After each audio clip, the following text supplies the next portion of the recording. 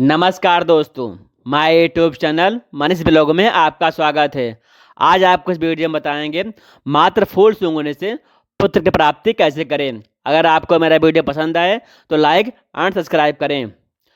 मित्रों, एक बार माता पार्वती ने भगवान शिव से पूछा, प्रभु, जिनकी किस्मत में पुत्र नहीं होता है उन्हें पुत्र की प्राप्ति किस प्रकार हो सकती है। माता पार्वती आगे कहती हैं, प्रभु, मैंने मृत्युलोक पर देखा है कि कुछ लोग पास चार चार पुत्रियां हैं और कुछ लोगों के पास चार चार पुत्र हैं।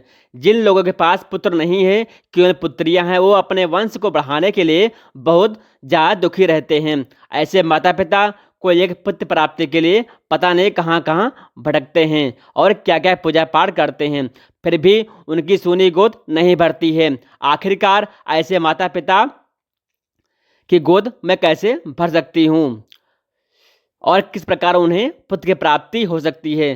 फिर भगवान शिव कहते हैं, पार्वती, आज मैं तुम्हें एक ऐसे फूल के बारे में बताऊंगा जिसके मात्र सूंघने से पुत्र की प्राप्ति हो जाती है। फिर माता पार्वती कहती हैं, प्रभु, यदि ऐसी बात है तो मुझे उस फूल के बारे में ज़रूर बताओ। वो कौन सा फूल है जिसके सूंघने से मात्र पुत्र की प्राप्ति हो जाती है। फिर भगवान शिव कहते हैं, पार्वती, यह फूल कौन सा है और इसकी किस प्रकार से प्राप्त करना चाहिए, इसे किस प्रकार सूंघना चाहिए, यह सब जानकारी मैं तुम्हें एक छोटी सी कहानी के माध्यम से देता हूँ। मित्रों, कहानी शुरू करने से पहले आप सभी से निवेदन है कि हमारी कहानी में खो जाएं उससे पहले हमारे चैनल को सब्सक्राइब करके बेल आइकन अवश्य दबा लें, जिससे हमारी हर वीडियो नोटिफिकेशन सबसे पहले आप तक पहुंच सके और आप हमारे हर वीडियो से प्राप्त ज्ञान का अपने जीवन में लाभ उठा सकें। आइए कहानी शुरू करते हैं। मित्रों, वही माता पार्वती आगे कहती हैं, प्रभु, मैं कहानी को पूरा और मन से सुनूंगी। आप मुझे कहानी जल्दी सुनाना शुरू करें, क्योंकि मैं यह जानना चाहती हूँ आखिर वह फूल कौन सा है और उस फूल का नाम क्या है जिसको सूंघने से मात्र पुत्र की प्राप्ति हो जाती है। क्योंकि मेरी भी एक भक्त है जिसकी अभी तक शादी नहीं हुई है और वह अपने पिता और अपनी 6 बहनों की हालत देखकर पुत्र की अभिलाषा रखते हुए काफ़ी वर्ष से परेशान है। जब उसकी शादी हो जाए तो उसके मन की मुराद अवश्य पूरी हो और उसे पुत्र की प्राप्ति हो। इसीलिए प्रभु, यदि मुझे मालूम पड़ जाए कि फूल सूंघने से मात्र पुत्र की प्राप्ति हो जाती है तो मैं उसके सपने में जाकर अपने भक्त को यह बात जरूर बताऊंगी, जिससे उसकी पुत्र प्राप्ति की मुराद पूरी हो सके। भगवान शिव कहते हैं, पार्वती, एक बार की बात है, एक किसान था, उसकी 6 बेटी थी और 5 बेटियों की शादी हो चुकी थी। 6वीं बेटी, जो लक्ष्मी जी की पूजा पाठ और उपासक थी, उसकी अभी शादी नहीं हुई थी। वहीं जिन 5 बेटियों की शादी हो गई थी, उन 5 बेटियों पर पुत्र नहीं था।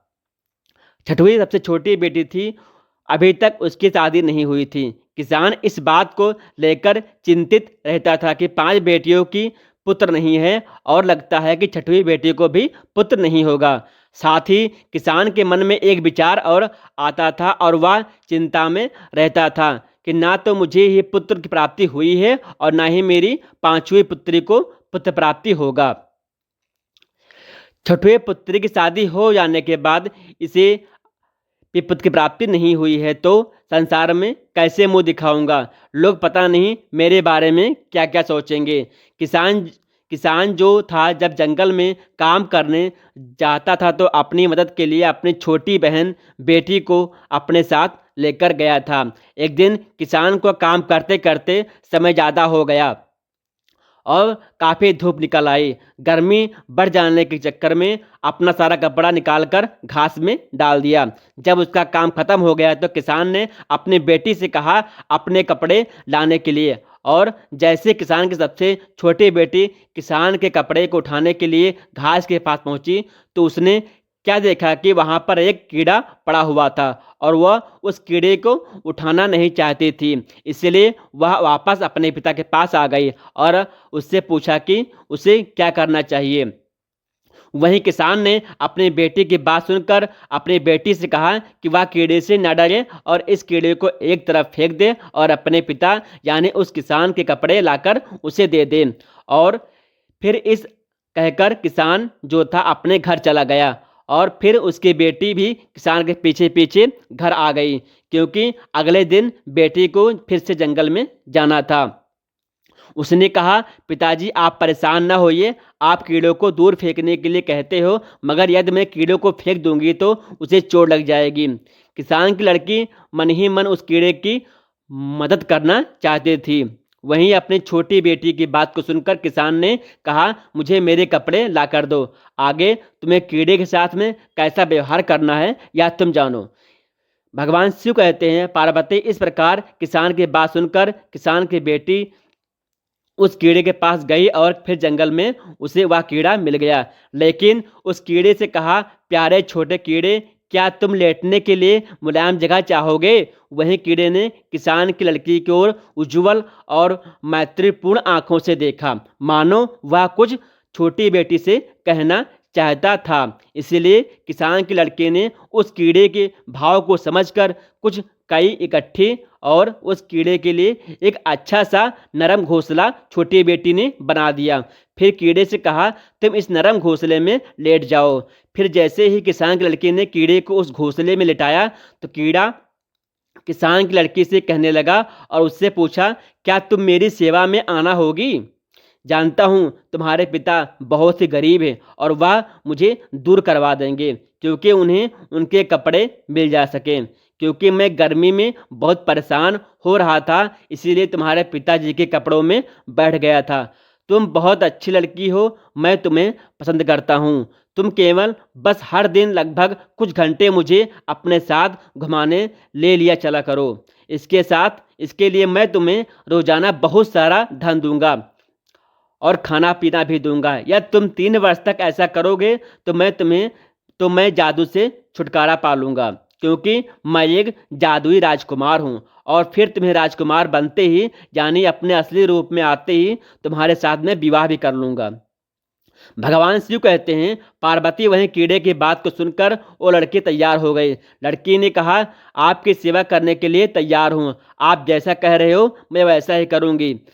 कीड़े ने कहा, फिर कल इसी समय पर आ जाना। फिर वो लड़की कीड़े को वापस आने का वचन देकर अपने पिता के कपड़े लेकर घर वापस आ गई और वहीं रात को खाना खाने के बाद सो गई। फिर जब सुबह को उठी तो उसने अपने पिता किसान से कहा, पिताजी आपके कपड़े मैंने लाकर दे दिए हैं। अब तक मैंने आपनी और आपकी गरीबी देखी है। मैं काफ़ी समय तक घर पर रह चुकी हूँ। अब मैं दुनिया में अपनी किस्मत आजमाने जा रही हूँ। आप मुझे जाने की अनुमति देने की कृपा करें।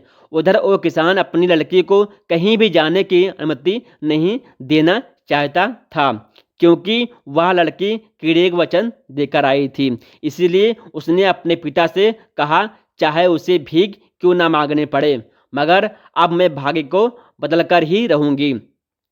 और ऐसा कहकर किसान की लड़की जो थी जंगल में चली गई। वो जंगल में गई, जल्दी ही उसे वह कीड़ा मिल गया। फिर वह उसके आने से बहुत ही प्रसन्न हुआ और कीड़े ने उससे कहा, अब तुम आ गई हो तो मुझे थोड़ा इधर उधर घुमाने के लिए ले चलो। फिर किसान की लड़की ने वैसा ही किया और जब तक शाम घुमाते घुमाते सारा दिन बीत गया।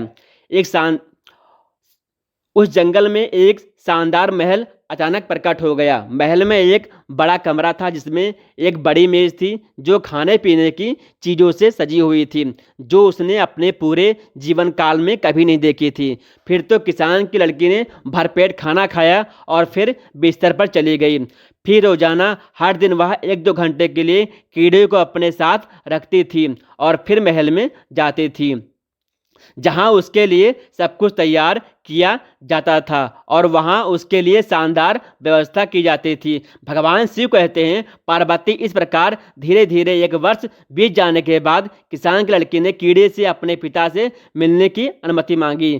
तो कीड़े ने कहा, तुम्हारी इच्छा अपने पिताजी से मिलने की है तो जाओ, मिल आओ और अगले दिन वापस लौट आना। फिर कीड़ा इस शर्त पर सहमत हुआ कि वह तुरंत लौट आएगी। इस प्रकार किसान की लड़की ने अपने पिता और अपनी बहनों के लिए सोना और अन्य कीमती चीजें ले आई और अपने घर चली गई। जब वो अपने खजाने के साथ अपने पिता के पास पहुंची तो उसके पिता और उसकी बहनें जानना चाहते थे कि वह सारा सामान उसे कहाँ से मिला और इसका मालिक कौन है। लेकिन उस लड़के ने उन्हें कुछ भी नहीं बताया, क्योंकि कीड़े ने उसे ऐसा करने से मना कर दिया था। जहाँ तक कि किसान और उसके पांचों बेटियों ने उसको बहुत ज़्यादा मारा पीटा, लेकिन उसने कुछ भी नहीं कहा। वहीं अगले दिन वो लड़की कीड़े के पास जंगल में चली गई। फिर उसे हर दिन 1 या 2 घंटे तक ले जाती रही। इस प्रकार दूसरे वर्ष में अंत एक बार फिर वह अपने पिता और अपनी बहनों से मिलने गई, और इसी प्रकार तीसरे वर्ष के अंत में भी मिलने गई। जब किसान की लड़की तीसरी बार कीड़े को छोड़कर अपने पिता और अपनी बहनों से मिलने गई, तो पहले कीड़े ने कहा था कि आज तुम तुरंत ही लौट के आना, कल तक नहीं रुक जाना। और इस प्रकार वह लड़की आने का वचन देकर कीड़े को छोड़कर चली गई। उधर जब वो लड़की अपने पिता के पास पहुंची, तो उसके पिता और उसकी बहनों ने इस बात पर जोर दिया कि जो धन वो अपने साथ लेकर आती है, सोना चांदी आदि, उसका असली मालिक कौन है और वह किसके यहाँ पर काम करती है। उस लड़की ने अपने पिता और अपनी बहन को कुछ भी नहीं बताया, तो किसान ने उसे घर से बाहर न जाने देने से इनकार कर दिया। वही किसान की बेटी ने किसी तरह अपने आप को बाहर जाने का रास्ता निकाल लिया। आखिरकार उसने जोर लगाकर खुद को अलग कर लिया, लेकिन जब तक वह जंगल में लौटी तब तक देर हो चुकी थी। कीड़ा अब वहां पर नहीं था। दुख की बात यह थी कि उसने हर जगह देखा, लेकिन वह महल भी गायब हो गया था और कीड़ा भी गायब हो गया था। क्योंकि जब वो दूर थी, यानी अपने पिता के घर थी, तो उस कीड़े के 3 वर्ष पूरे हो चुके थे, और 3 वर्ष पूरे होने पर उसका जादू टूट चुका था और वह कीड़ा वापस एक राजा में बदल गया था, और फिर वो अपने राज्य को वापस चला गया था। उधर कीड़े को जंगल में ना पाकर वो लड़की बहुत परेशान होने लगी और सोचने लगी, शायद मेरे पिता और मेरी बहनों ने मुझे घर में न रोका होता तो शायद आज कीड़ा मेरे पास होता। फिर वो लड़की ने उस कीड़े को दुनिया भर में खोजने का फैसला लिया, और ढूंढते ढूंढते रास्ते में वह जंगल में एक झोपड़ी के पास पहुंची, जहां पर एक बूढ़ी औरत रहती थी, जिससे उसने रात के लिए आश्रय मांगा और बुढ़िया को सारी बात बताई। फिर उसने बुढ़िया ने उसका मित्रवत ढंग से स्वागत किया, और अगले दिन बुढ़िया ने 3 सेब दिए, और उसने उसे बताया कि पहले सेब में एक सोने की तकली है, दूसरे सेब में सोने की सूत की रील है, और तीसरे सेब में एक सुनहरा चरखा है। और उसे बताया कि वह सबसे पहले किससे मिलेगी और उसे क्या करना है जिससे वह राजा तक पहुंच सके। वहीं लड़की ने मित्रतापूर्ण वृद्ध महिला को धन्यवाद दिया और वहां से आगे बढ़ गई। इस प्रकार किसान की लड़की तीनों सेवों को लेकर आगे निकल पड़ी। इस प्रकार कई दिनों के बाद, मैं बहुत दूर चलने के बाद, जब वो एक पहाड़ पर पहुंची, वहां नहीं जानती थी कि वो इसे कैसे पार कर सकती है, क्योंकि वह पहाड़ इतना चिकना था कि वह हमेशा नीचे की ओर फिसलती थी। अंततः उसे कुछ ही दूरी पर एक लोहार दिखाई दिया। वो उसके पास गई और उसने अपने हाथों और घुटने में घोड़े की नाल बांध ली और पहाड़ पर चढ़ गई। इस प्रकार पहाड़ को पार करने के बाद उसे एक महान शहर दिखाई दिया। यहाँ पर वो राजा रहता था। वही कीड़ा था जिससे वह पर दिन इधर से उधर ले जाती थी। इधर वह राजा था जो पहले से ही शादीशुदा था, जिसकी एक खूबसूरत पत्नी थी। क्योंकि वह ज़्यादा समय हो जाने की वजह से वह कीड़ा जब राजा में बदल गया तो उस किसान की लड़की को भूल गया। इधर कीड़ा से बने राजा को कोई संतान नहीं था, मगर उसकी जो रानी थी वह अपने राजा की सारी संपत्ति अपने परिवार वालों को दिलवाना चाहती थी, क्योंकि उसे राजा से ज़्यादा अपने घर परिवार से ज़्यादा मोह था। इधर राजा भी पुत्र के ना होने से बहुत ज़्यादा चिंतित था। भगवान शिव कहते हैं, पार्वती जिस समय पर किसान की लड़की भेष बदल के महल में गई, जहां उसने खुद को रेशम काटने का काम करने वाले के रूम में काम पर रखा, वही रानी ने यह सोचकर काम दे दिया कि यह सूत काटने वाली है और रोजाना महल में रहकर जैसे गलीच के लिए सूत काट दिया करेगी। इस प्रकार जब किसान की लड़की ने पहले दिन वाला सेब खोला जो जंगल की बूढ़ी औरत ने उसको दिया था, तो उसमें से सोने की तकली निकली और जब रानी ने उस तकली को देखा तो उसे बहुत पसंद आई। फिर रानी ने किसान की लड़की से कहा कि वह उसे खरीदना चाहती है। तो किसान की लड़की ने रानी से कहा, नहीं नहीं, यह बिक्री के लिए नहीं है, लेकिन अगर आप मुझे एक रात के लिए राजा के साथ सोने दोगी तो यह तकली मैं आपको दे दूंगी। वहीं सोने की तकली रानी को बहुत पसंद थी, इसलिए रानी ने सोचा और वादा किया, ठीक है, तुम मुझे तकली दे दो, आज रात को मैं तुम्हें राजा के पास सोने की अनुमति दे दूंगी। फिर जैसे ही शाम हुई तो रानी ने राजा को नींद की दवा दे दी और इस प्रकार राजा जो था गहरी नींद में सो गया। फिर राजा के सो जाने के बाद रानी किसान की लड़की को राजा के शयन कक्ष में ले गई और छोड़कर चली आई। उधर किसान की लड़की राजा के पास जाकर बिस्तर के पास बैठ गई और फूट फूट कर रोने लगी। अब मुझे पता है कि कृतज्ञता दुनिया का चलन है। उसने कहा कि 3 साल तक मैं तुम्हें कीड़ों की तरह ढो रही थी, तुम्हारे खातिर मुझे अपने पिता और बहनों से मार और कठोर शब्द मिले। कांच के पहाड़ चढ़ने के लिए मैंने अपने हाथों में घुटनों में घोड़े की नाल बंधी रही, और अब तुम सब कुछ भूल गए हो कि मैंने मुझसे शादी का वादा किया था और यहाँ पत्नी के साथ में सुखपूर्वक जीवन बिता रहे हो। आपने मेरा बिल्कुल भी इंतजार नहीं किया, क्योंकि राजा नींद में था, क्योंकि रानी ने उसको नींद की दवा खिला दी थी ताकि वह उस किसान की लड़की से बात नहीं कर सके। इस प्रकार किसान की लड़की अपनी बात बोलती रही, मगर राजा सोता रहा और उसको कोई जवाब नहीं दिया। किसान की लड़की यही सोचती रही कि राजा मेरी बात को सुन रहा है, लेकिन कोई जवाब नहीं दे रहा है। और इस प्रकार राजा ने बात करते करते सुबह हो गई और फिर रानी और फिर किसान की लड़की को राजा के शयन कक्ष से बाहर ले गई, ताकि राजा इतनी गहरी नींद में था कि उसे कुछ भी समझ नहीं आया। भगवान शिव कहते हैं, पार्वती, इस प्रकार किसान की लड़की ने दुखी होकर दूसरा सेब लिया, उसे तोड़ा और सुनहरे धागे के रील निकाल ली। फिर जब रानी ने उस रील को देखा तो उसने उसकी रील बहुत प्रशंसा की और लड़की से उसे बेचने के लिए कहा। वहीं किसान की लड़की ने रानी से फिर कहा, वो एक बार फिर राजा से उसकी मुलाकात शाम को करवा दे तो उसके सुनहरे धागे की रील दे देगी। वहीं रानी ने वचन दिया और सब कुछ पहली रात की तरह हुआ। राजा नींद की दवा खाने की वजह से गहरी नींद में सो रहा था, क्योंकि रानी ने दूसरी रात भी राजा को नींद की दवा खिला दी थी और उस दवा से इतनी गहरी नींद राजा को आई कि कोई भी रोना धोना या शिकायत राजा को नहीं जगा सकती थी। हालांकि राजा के एक सेवक ने रानी को राजा के शयन कक्ष में चरखा लाते हुए देखा था, इसलिए वह राजा का जो सेवक था वह राजा के शयन कक्ष के बाहर चुपचाप खड़ा हो गया और उसने रेशम काटने वाली सारी बात सुनी। फिर अगले दिन राजा को सब कुछ बताया जो उसने देखा सुना था। भगवान शिव कहते हैं, पार्वती, इस प्रकार राजा को मालूम पड़ा गया कि जब कीड़ा और एक लड़की ने, जो किसान की लड़की थी, मेरी बहुत सेवा की और मैंने उससे शादी का वादा किया था, आज वह मुझे ढूंढते हुए मेरे महल तक आ गई है। मुझे उससे मिलना चाहिए, लेकिन राजा क्या कर सकता था। सुबह होते ही रानी जो थी उस किसान की लड़की को रोज रात के कक्ष में बाहर ले गई। इधर राजा किसान की लड़के से मिलने के बारे में सोच रहा था और उधर किसान की लड़की ने अपना आखिरी सेब खोला, वो सुनहरे चरखे वाला था ही। जब रानी ने इस बार सुनहरा चरखा देखा तो उसने कहा, यदि ये उसको सुनहरे का चरखा दे दे तो वह इस रात को भी राजा के साथ सोने देगी। वही किसान की लड़की मान गई और उस शाम रानी ने एक बार फिर अपने राजा को नींद की दवा दे दी, लेकिन इस बार राजा सचेत था, क्योंकि इस बार सेवक के द्वारा उसे सारी बात मालूम पड़ गई चुकी थी।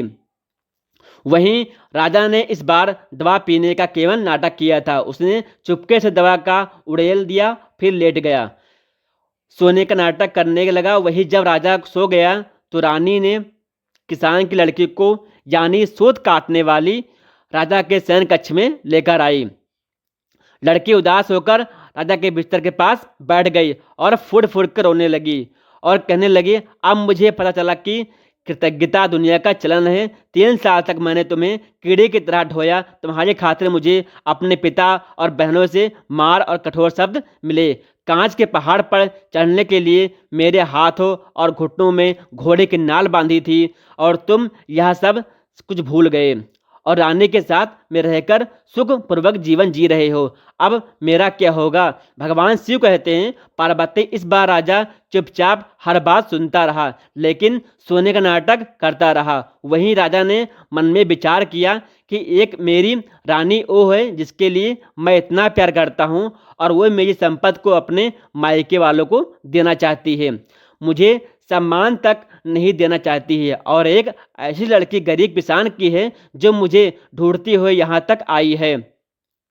और जब मैं कीड़े के रूप में था तो मेरे जीवन में सेवा की। फिर तो राजा ने ऐसा सोचकर अगले दिन एक बड़े उत्सव के भोजन का आदेश दिया। उसने रेशम काटने वाली महिला को यानी उस किसान की बेटी को अपने दाहिनी ओर जगह लेने के लिए आमंत्रित किया और फिर भय दरबार में राजा ने किसान की लड़की के साथ शादी की और सभी ने भोज ग्रहण किया। वहीं शादी हो जाने के बाद पहली रात को अब किसान की लड़की सो रही थी, क्योंकि वहाँ लक्ष्मी जी की उपासक थी और पुत्र की कामना मन में लेकर रात को सो रही थी। उसी समय लक्ष्मी जी उसके सपने में आई और उससे कहा, बेटी तुम चिंता मत करो, आज मैं तुम्हें एक ऐसे फूल के बारे में बताऊंगी जिस फूल को मासिक धर्म में पूरा हो जाने के बाद स्त्री इस फूल को सूंघ लेती है और सूंघने के बाद मिलन करती है। जब गर्भधारण होता है तो निश्चित ही उसे पुत्र की प्राप्ति हो जाती है।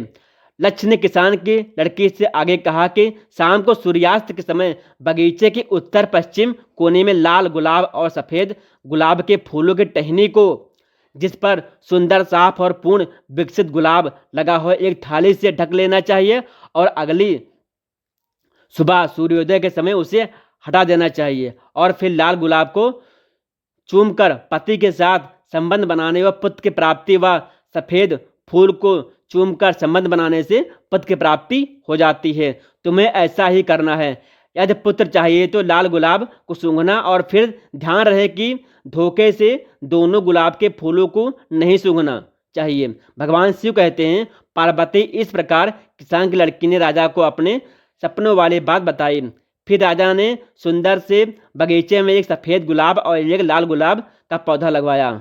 फिर जब उन पौधों पर फूल गुलाब आए, राजा ने सफ़ेद फूल वाली टहनी को और एक लाल फूल वाली टहनी को थाली से उल्टा करके रात में दबा दिया। वहीं सुबह रानी ने मासिक धर्म से निवृत्त होकर यानी कि किसान की लड़की ने मासिक धर्म से निवृत्त होकर स्वच्छ होने के बाद लाल रंग के फूल को सूंघ लिया और राजा के साथ में संबंध स्थापित किए, जिससे रानी को गर्भधारण हुआ और समय पूरा होने पर रानी को एक पुत्र की प्राप्ति हुई। फिर तो राजा ने खुशी के मारे पूरे राज्य में खुशी के नगाड़े बजवा दिए, मिठाइयाँ बंटवा दी। भगवान शिव कहते हैं, पार्वती इतना ही नहीं, किसान की लड़की ने किसान को यानी अपने पिता को भी यह बात बताई और अपनी बहनों को भी फूल वाली बात बताई। यहाँ तक राजा की पहली रानी को भी उसने यह फूल वाली बात बताई। फिर तो सभी को पुत्र की प्राप्ति हुई, जिसने पुत्र चाही पुत्र की प्राप्ति हुई। इस प्रकार सबके जीवन में सुख की अनुभूति होने लगी। मित्रों, इस प्रकार माता पार्वती कहने लगी, प्रभु आज की यह ज्ञान की बात जान करके मेरा मन प्रफुल्लित हो गया। अब मैं अपने भक्त को भी यह बात बताऊंगी जिससे उसके मन की सभी मुराद पूरी हो सके। मित्रों, यदि आपको यह वीडियो पसंद आया हो तो प्लीज़ आप हमारे चैनल को सब्सक्राइब करें और भगवान शिव पार्वती के लिए एक लाइक करना ना भूलें।